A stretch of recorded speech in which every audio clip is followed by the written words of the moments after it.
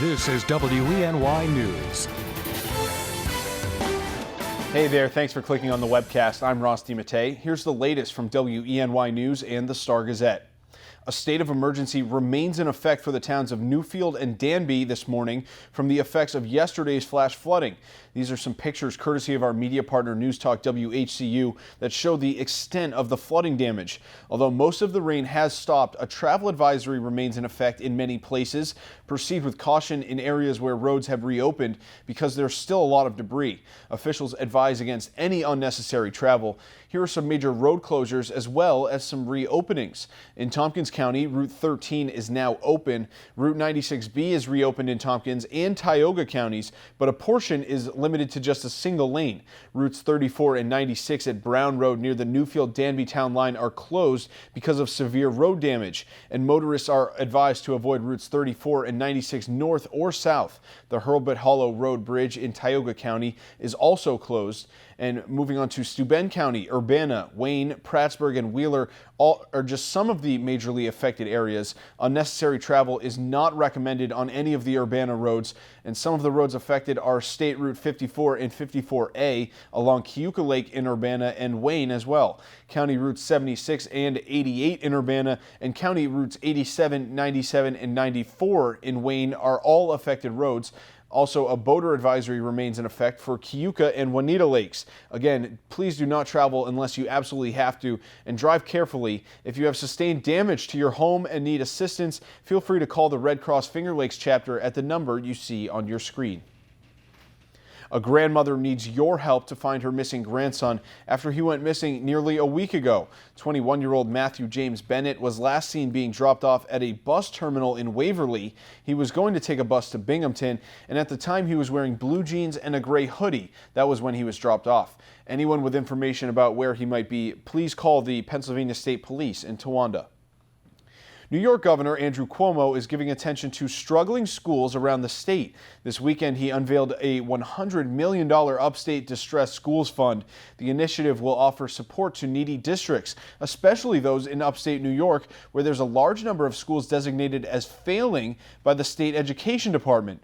The fund will provide grants to help with expenses and allow districts to dedicate more resources to improve test scores and graduation rates. The Upstate Distressed School Fund pairs with the $75 million for school improvement that was outlined in this year's budget. All right, now let's send it over to meteorologist Craig Flint with a look at today's forecast. Hey, Craig. Ross, just want to kind of recap what occurred late last night, yesterday over the Finger Lakes, and in particular we'll focus on Cayuga Lake because we've had some major flooding going on up that way. This is a picture from Melissa Larkin, her beach there on East Bluff Drive along Cayuga Lake. You can see the water rushing in there along the beach. Another shot coming in from Peg Wilson, Snug Harbor Road up in the vicinity of Cayuga Lake.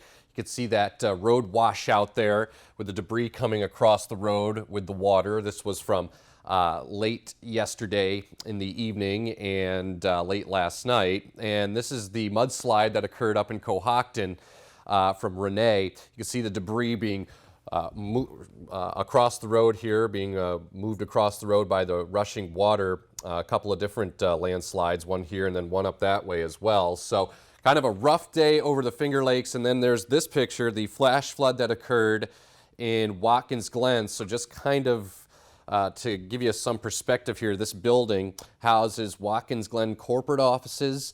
The Seneca Harbor Hotel would be just to the right of this building, and Captain Bill's, Seneca, where they do the dinner cruises, Seneca Harbor to the left. So this is in the vicinity of Division Street in downtown Watkins Glen. You can see the water covering much of the roadway there.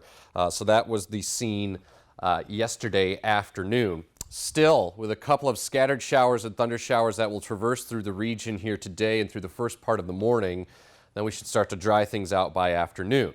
We still have a threat for scattered showers and storms through the overnight tonight and into about midday Tuesday, and then we'll try for a little bit of clearing late in the day.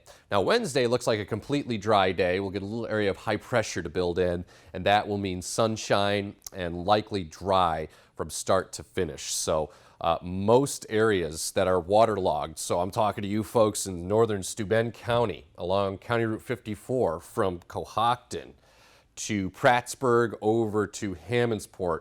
That area really got hammered. Much of Schuyler County got hammered with some flash floods, and then also into north central Tioga County and Tompkins County yesterday. Some pretty nasty rains that produced flash flooding. So there's your dry day Wednesday at 80, but you can see the theme here. Every other day, rounds of rain and bouts of showers moving through. Looks like we'll get a break here again Friday, followed by late day storms Saturday and more storms on Sunday. Warm and sticky, highs in the 80s. Ross? Thanks, Craig. Some pretty shocking photos of that, the damage that was, occurred from that flash flood. Yeah, I mean, that's the way flash floods work. It happens real quick and it usually goes away real quick, but it also leaves a lot of debris and damage behind. Right. All right. Thank you, Craig. For the latest news, weather, and sports, be sure to watch WENY News at noon, 5:30, 6, and 11. And don't forget to pick up a copy of today's Star Gazette. I'm Rusty Matei. Be safe, everyone.